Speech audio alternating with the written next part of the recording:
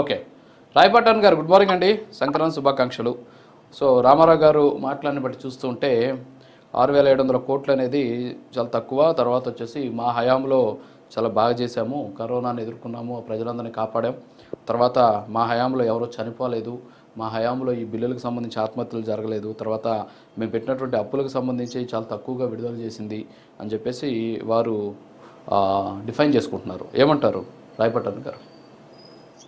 Sir, ఛానల్లోని పెద్దలకి, మీకు 99 వీక్షకులకి నమస్కారం. అలాగే జనసేన పార్టీ తరపు నుంచి, కూటమి ప్రభుత్వం తరపు నుంచి, నా తరపు నుంచి, ప్రైమ్ నైన్ యాజమాన్యం తరపు నుంచి కూడా 2 తెలుగు రాష్ట్రాల ప్రజలకు భోగ భాగ్యాల భోగి సంక్రాంతి కనుమ శుభాకాంక్షలు అండి.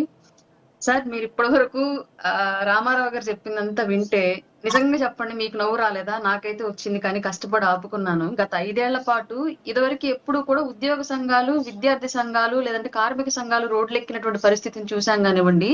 ఎప్పుడు కని విని ఎరుగని రీతిలో ఒక్క జగన్మోహన్ రెడ్డి గారి ప్రభుత్వానికే ఒక ఘనత దక్కింది. అదే కాంట్రాక్టర్లు రోడ్డు మీదకి వచ్చి ధర్నాలు చేసినటువంటి పరిస్థితి. మాకు బిల్లులు ఇవ్వలేదు, మేము అప్పులు తెచ్చి మరీ పనులు చేశాం ప్రభుత్వానికి, ఇప్పటి వరకు మాకు ఎలాంటి బిల్లులు చెల్లింపు చేయలేదు, కాబట్టి మా కుటుంబాలు ఆత్మహత్యలు చేసుకునే పరిస్థితి ఉంది, వడ్డీలు కట్టలేక, అప్పులు తెచ్చిన వాళ్ళ ఒత్తిడి తట్టుకోలేక అని చెప్పేసి సాక్షాత్తు వైసీపీ పార్టీకి చెందిన వాళ్ళే, అంటే కాంట్రాక్టులు ఎప్పుడు కూడా పార్టీ అనుకూలస్తులకే ఇస్తారు కాబట్టి వైసీపీ టైంలో ఇచ్చినటువంటి కాంట్రాక్టర్లు, పనిచేసినటువంటి కాంట్రాక్టర్లు కూడా వైసీపీ వ్యక్తులే ఉన్నారు. అట్లాంటి వాళ్ళు కూడా రోడ్డు మీదకి వచ్చి వైసీపీ గవర్నమెంట్ కి వ్యతిరేకంగా ధర్నా చేసినటువంటి పరిస్థితి మనం చూసాం. ఫస్ట్ది. రెండోది సార్, 5 లక్షలు చెరువులో గడ్డి బీకేటువంటి కాంట్రాక్ట్, అది చిన్న కాంట్రాక్ట్. 5 లక్షలు అంటే చాలా చిన్న కాంట్రాక్ట్, పంచాయతీ పరిధిలో కంపేర్ చేసుకుని అది చాలా చిన్న కాంట్రాక్ట్. అట్లాంటి కాంట్రాక్ట్ కి సైతం 5 లక్షలు కూడా మేము ఇప్పట్లో ఇవ్వలేము, కానీ మేము ఎన్ని సంవత్సరాలు లేట్ చేసినప్పటికీ కూడా మీరు కోర్టుకు వెళ్ళడానికి వీలు లేదు ఈ గడ్డిబీకి కాంట్రాక్ట్ కూడా అని చెప్పేసి సంతకాలు అఫీషియల్ గా లీగల్ డాక్యుమెంట్స్ మీద సంతకాలను పెట్టించుకొని మరి కాంట్రాక్ట్లు ఇచ్చినటువంటి ప్రభుత్వం ఏదైనా ఉందంటే వైసీపీ ప్రభుత్వం గత కాలంలో. అంతకు ముందు ఎప్పుడు ఏం జరిగింది సార్, ఈ కాంట్రాక్టర్లకు ఉన్నటువంటి ఇంకో సమస్య ఏంటి అంటే, వాళ్ళకి ఒక లీగల్ కన్సైన్మెంట్ ఉండిద్ది. అగ్రిమెంట్ లో ఏముండిద్ది అంటే 3 నెలల్లో పని చేయాలి, లేదా 6 నెలల్లో పని పూర్తి చేయాలి, లేదా సంవత్సరంలో పని పూర్తి చేయాలి అని చెప్పేసి కాంట్రాక్టర్లతో ప్రభుత్వం సంతకం చేయించుకునేది. కానీ వాళ్ళకి 3 నెలల బిల్లులు చెల్లిస్తామని కానివ్వండి, 6 నెలల బిల్లులు చెల్లిస్తామని కానివ్వండి, లేదా సంవత్సరంలో చెల్లిస్తామని కానివ్వండి, ప్రభుత్వం తరపు నుంచి కాంట్రాక్టర్లకు ఎలాంటి అష్యూరెన్స్ ఉండదు. అది కాంట్రాక్టర్ సైడ్ నుంచి ఉన్నటువంటి ఒక మైనస్. దీన్ని గత ప్రభుత్వం గట్టిగా ఉపయోగించుకొని పని చేసినటువంటి ఏ ఒక్క కాంట్రాక్టర్ కు కూడా సకాలంలో బిల్లులు చెల్లించలేదు. ఇదొకటి. రెండోది సార్, టీడీపీ టైంలో సగం పనులు పూర్తి చేశారు. చాలా కార్యాలయాలు, అలాగే రోడ్లు, కొన్ని ప్రాజెక్టులకు సంబంధించినటువంటి వర్క్స్ గ్రామ పంచాయతీల్లో కూడా క్లియర్ గా టీడీపీ టైంలో పనిచేసినటువంటి కాంట్రాక్టర్లు కేవలం టీడీపీ అనుకూలస్తులు అన్నటువంటి ఒకే ఒక్క ముద్రేసి ఈ రోజుకి కూడా సార్, ఈ రోజుకి కూడా ఇప్పుడు మన ప్రభుత్వం వచ్చిన తర్వాత కూడా ఇంకా బిల్లు అంటే ఫండ్స్ లేవు కాబట్టి ఇంకా వాళ్ళకి ఇవ్వలేకపోయారు. గత 5 ఏళ్ల పాటు ఒక్క రూపాయి కూడా చెల్లించిన దాఖలాలు ఎక్కడా లేవు. కారణం ఓన్లీ టీడీపీ ప్రభుత్వానికి పనిచేశారు, టీడీపీ అనుకూలస్తులు అన్నటువంటి ఒకే ఒక్క ముద్ర వేసి.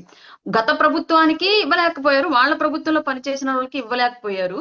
పరిస్థితి ఎంతకు దిగజారిపోయింది అంటే, ఈ రోజు గవర్నమెంట్ కాంట్రాక్ట్ ఇస్తే అదే మహాప్రసాదం అనుకోరు పోటీ పడే కాంట్రాక్టుల స్థాయి నుంచి ప్రభుత్వం పిలిచి పనులు ఇస్తామన్నా సరే జాలి చూపిస్తున్నారు.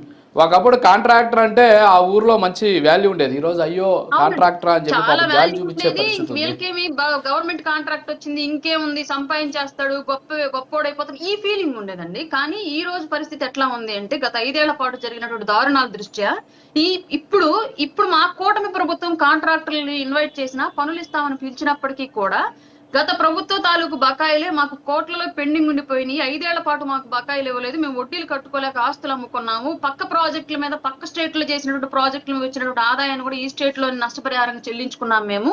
కాబట్టి ఇప్పుడు మీరు ముందస్తుగా కొంత చెల్లిస్తేనే మేము పని మొదలు పెడతాం అనేటువంటి సిచ్యువేషన్ కి వాళ్ళ కాంట్రాక్టర్ల పరిస్థితి వెళ్ళిపోయింది. ఈ 5 ఏళ్లలో జరిగినటువంటి దారుణాలన్నీ కూడా ఇవి కాంట్రాక్టర్ల విషయంలో. ఇంకొందరు అయితే అసలు పంచాయతీ పరిధిలో సాక్షాత్తు వైసీపీ సర్పంచ్లే రోడ్డు మీదకి వచ్చి ధర్నా చేసిన సిచ్యువేషన్ మనం చూసాం. ఎందుకంటే పంచాయతీ పరిధిలో పనులు చేయలేకపోతున్నాం, లేదు మేము గెలిచాం కాబట్టి అక్కడ ప్రజలకు హామీలు ఇచ్చి మా సొంతంగా మేము చేసినప్పటికీ కూడా ప్రభుత్వం బిల్లులు చెల్లించట్లేదు, కాబట్టి మేము ఉన్న ఊర్లో ఉండలేకపోతున్నాం, అప్పులు తెచ్చిన వాళ్ళకి సమాధానం చెప్పుకోలేకపోతున్నామని ఈ ఊర్లో దర్జాగా సర్పంచ్ గెలిచినటువంటి వైసీపీ సర్పంచులు కూడా కర్ణాటక, తెలంగాణ వెళ్లి కూలి పనులు, చిన్నపాటి వ్యాపారాలు చేసుకుంటూ జీవనాన్ని వెళ్లదీసినటువంటి పరిస్థితి గత 5 ఏళ్ల పాటు చూసాం. ఇదంతా ఎందుకు జరిగింది అంటే, కేవలం కాంట్రాక్టర్ బిల్లులు చెల్లిస్తే కాంట్రాక్టర్ ఫ్యామిలీ ఒక్కటే ఓట్లేస్తుంది. అదే గనక ప్రజలను మోసం చేయడానికి, ప్రకటనలు ఇవ్వడానికి, లేదంటే సంక్షేమ పథకాలకి ఆ డబ్బులు మళ్లిస్తే గెలిచిన దగ్గర నుంచి ఓట్ల రాజకీయమే చేశారు కాబట్టి సంక్షేమ పథకాల రూపంలో ఇలా పండగలకి పబ్బాలకి అకౌంట్ లో డబ్బులు వేస్తూ ఉంటే, లేదా మేము ఇంత చేసాం అంత చేసామని చెప్పేసి సొంత పేపర్లలో సొంత ఛానళ్లలో లేదంటే ప్రజలకు ఇచ్చేటువంటి పథకాల మీద బొమ్మల రూపంలో ప్రచారం చేసుకుంటూ ఉంటే ప్రజలు ఓట్లేస్తారు.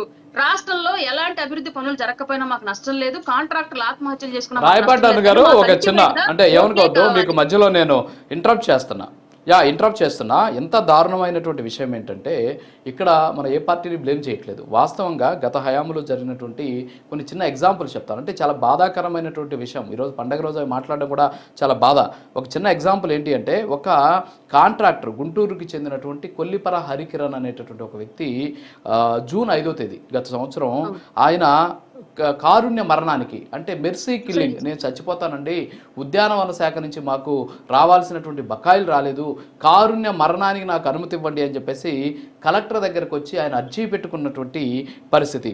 ఇంకో చోటైతే ఇంకా దారుణమైనటువంటి విషయం ఏంటంటే, ఒక అతను తాను చేసినటువంటి దాదాపు 2,70,00,000 రూపాయలకి సంబంధించి పెండింగ్ బిల్లులు రాకపోతే వాళ్ళ మేనత్త ఇంట్లోనే 52,60,000 రూపాయలు దొంగతనం చేశాడు. అతని దొంగగా ముద్రించి కుటుంబం అతను వేలేసింది, అతను తీసుకెళ్లి జైల్లో పడేసినటువంటి పరిస్థితి.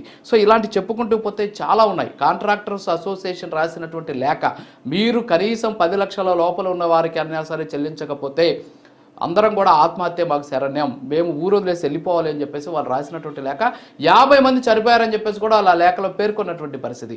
అంటే ఇంత దారుణమైనటువంటి సిచ్యువేషన్లో ఇటీవల కడపకి పులివెందులకు వెళ్ళినప్పుడు జగన్మోహన్ రెడ్డి గారు అక్కడ ఏ విధంగా డబ్బులు చెల్లించాలని చెప్పేసి వాళ్ళు ఆందోళన చేశారో కూడా చూసాం. ఏమంటారు?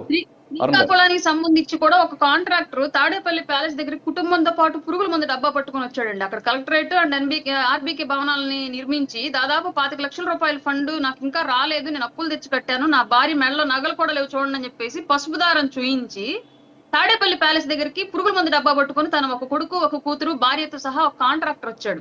అతను అప్పట్లో పోలీసులు కట్టడి చేసి ఏదో నచ్చజెప్పి పంపించిన సిచ్యువేషన్. బట్ ఇవాళకి కూడా అతనికి బిల్స్ అనేవి రిలీజ్ చేయలేదు. నా హడావిడి చేసినప్పుడు 6 లక్షల రూపాయలు రిలీజ్ చేశారంట, మిగిలిన డబ్బులు ఇప్పటికి కూడా రాలేదు. ఇవి వైసీపీ టైంలో కాంట్రాక్టర్లు ఎదుర్కొన్నటువంటి గడ్డు పరిస్థితులు, అంత దారుణ పరిస్థితులు. అలాగే నేను పులివెందుల్లో సింహాన్ని పులిని చెప్పుకుంటూ వెళ్ళినటువంటి జగన్మోహన్ రెడ్డి గారి మీదే స్వయాన అక్కడ పనులు చేసినటువంటి వైసీపీ అనుకూలస్తులైనటువంటి కాంట్రాక్టర్లే జగన్మోహన్ రెడ్డి గారి వల్ల నష్టపోయినటువంటి బాధను తట్టుకోలేక జగన్మోహన్ రెడ్డి గారి మీద మొన్న రాళ్లేసిన సిచ్యువేషన్ మనం చూసాం. ఇవన్నీ కూడా వీళ్ళ ప్రభుత్వ పాలనలో అభివృద్ధి కోసం చేసినటువంటి పనులకు ఎంత ఖర్చు పెట్టారు, ఆర్భాటం కోసం చేసినటువంటి పనులకు ఎంత ఖర్చు పెట్టారని చెప్పడానికి పెద్ద తార్కాణాలు.